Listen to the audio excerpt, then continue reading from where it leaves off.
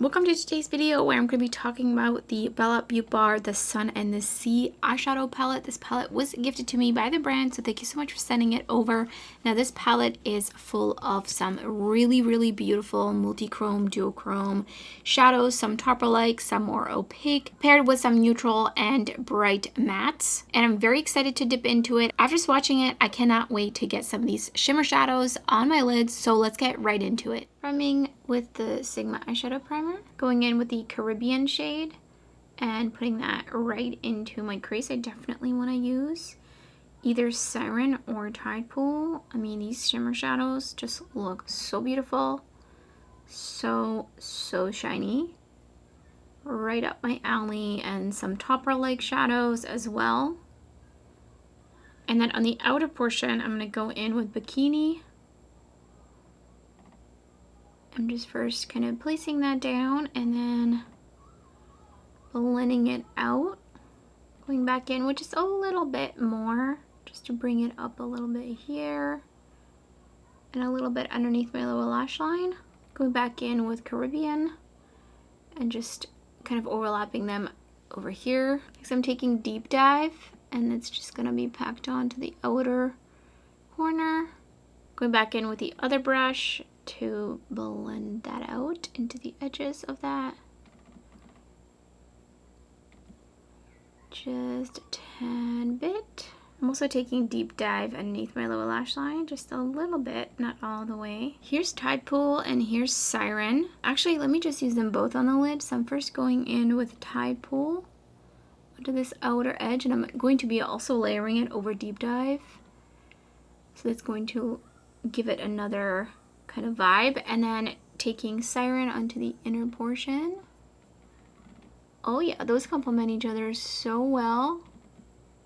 Oh, that looks so shiny. Oh wow, wow. Onto the second look, again priming with the Sigma eyeshadow primer. Dipping into Overexposed and popping that into the crease. Just all the way around. So far these mattes are performing really beautifully, which has been my experience with a Beaute Bar with the last 2 or 3 palettes. So I'm going to be creating a halo eye. So next I'm going to take Basque and pop it onto put it on the inner and outer lid, and I just like to kind of pack it down first. Previous blending brush and slowly just work it in and work it out on the outer corner just a little bit. Don't want to blow it out too much.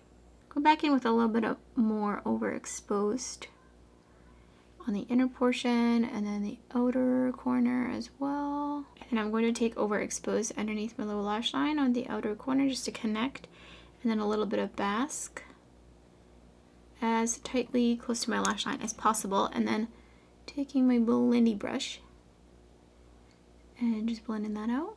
Picked up Daydream and I'm gonna pop that right onto the edges of where I put down Basque, and then out here as well. I'm gonna layer another shadow right in between those 2 spots. I feel like the shadow's coming on a little bit more topper-like. So I'm gonna go in with my pinky, since it's the smallest, and just see if I can just get a little bit more out of it. Definitely works better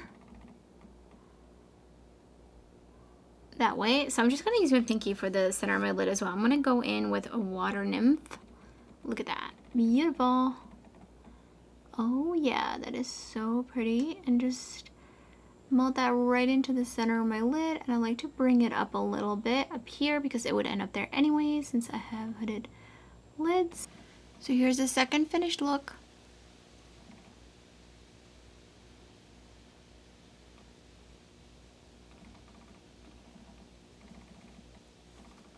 So I have also used this palette off camera, and I used Sunbathe, Heat Wave, and Water Nymph, and I absolutely love how the look came out. I thought that Water Nymph and Heat Wave paired so beautifully together. When I saw this shade in person, I immediately had to swatch it because it reminded me of the legendary shade, if you've been on my channel, and you remember this review, the Zor-El shade from the Adept palette. Immediately thought of that one, so I wanted to compare. So here's Heatwave, and then Zor-El. So Heatwave, Zor-El. They're so similar. I think the Zor-El is a bit flakier, and also Heatwave is a little bit more, just a little bit on the squishy side, which is actually how Zor-El used to be, but because I've had it for a while, I think it's dried out a little bit. But you can see they're very, very similar. I really hope to see this shade released as a single shadow from Beaute Barb. It's still such a beautiful multi-chrome shadow. Absolutely captures my heart. I could wear this shadow every day for the rest of my life. It is smoother, so I think that actually makes it maybe a little bit easier to use. I had just the tiniest bit of creasing, and that was after wearing it for almost full 12 hours, and it was pretty hot. I was sitting in an office for the most of the time. That was really cold, but I was outside, then I was inside, and then I was outside walking in 80-degree weather, and when I got home, I had the very smallest amount of creasing, which is very normal for me. It's really not a deal breaker for me by any means at this point. Most things crease on me, and I just don't have any way to prevent that. I did not use a glitter primer. I do want to mention that when I did that look. Now, the other shade I wanted to mention is Sunkissed. This one is a little bit on the squishy side. The rest of these feel kind of like a little bit more of a like standard type of shimmer formula, though some of them feel just maybe a little bit like on the thicker side. I love the assortment of the shimmers in here. I like that there's kind of like 3 more neutral kind of duochrome, multi-chrome shadows, and then some colorful ones as well that are more topper-like. I love that. I love how this look came out. Like, this is again something that I would just play around with so much, layering over different matte eyeshadows. Now let's talk about the mattes. I had no issues. These blended, applied beautifully, and all of that. I just want to talk about the color story. I do feel like these 4 mattes are very, very redundant in here.